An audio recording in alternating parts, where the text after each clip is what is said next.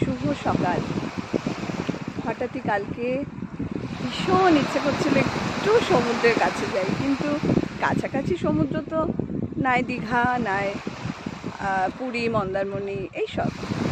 তাছাড়াও আমরা হঠাৎ করেই মনে হলো যাই না একটু বকখালির দিকটা, তো ভীষণ ভালো লাগছে। বকখালি ঠিক বলবো না, বকখালির অনেকটাই আগে, অন্তত 15 কিলোমিটার। তো সেখানে লাল গঞ্জ বলে একটা জায়গা আছে, তো অনেকটা এরিয়া জুড়ে এই সমুদ্র। আমার তো মনে হচ্ছে আমি যেন গোয়ায় পৌঁছে গেছি, ভীষণ ভালো লাগছে। এত অপূর্ব, এত বড় একটা বিচ, যেখানে গাড়িও চলছে আবার ট্রলিও চলছে, সব রকমই চলছে। ভীষণই ভালো লাগছে। তো জায়গাটা সম্পর্কে বলার আমার আর কিছু অপেক্ষা রইল না, আমি যতটা পারছি এটাকে কভার করার চেষ্টা করছি। তো এখানে ঝাউবন,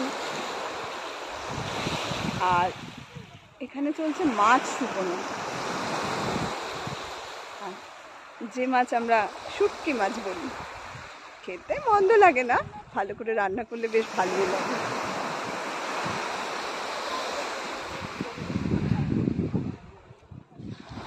সৌন্দর্য সবাইকেই উপভোগ করতে হবে, তাই হঠাৎই মনে হলো দেখি তো একটা ছোট্ট ভিডিও করি, ভালোই লাগবে সবার।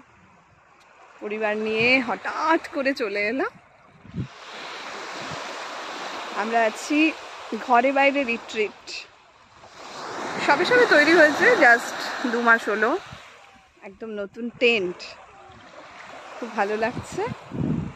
টেন্টের আশেপাশের পরিবেশটাও ভীষণ সুন্দর, সেটাও আমি পরে দেখাবো।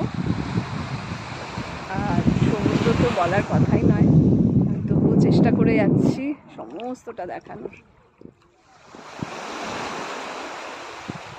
অন্তত 8-9 কিলোমিটার তো হবেই।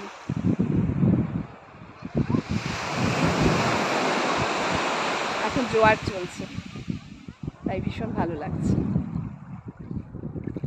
বাচ্চারা খুব মজাও করছে সবাই মিলে।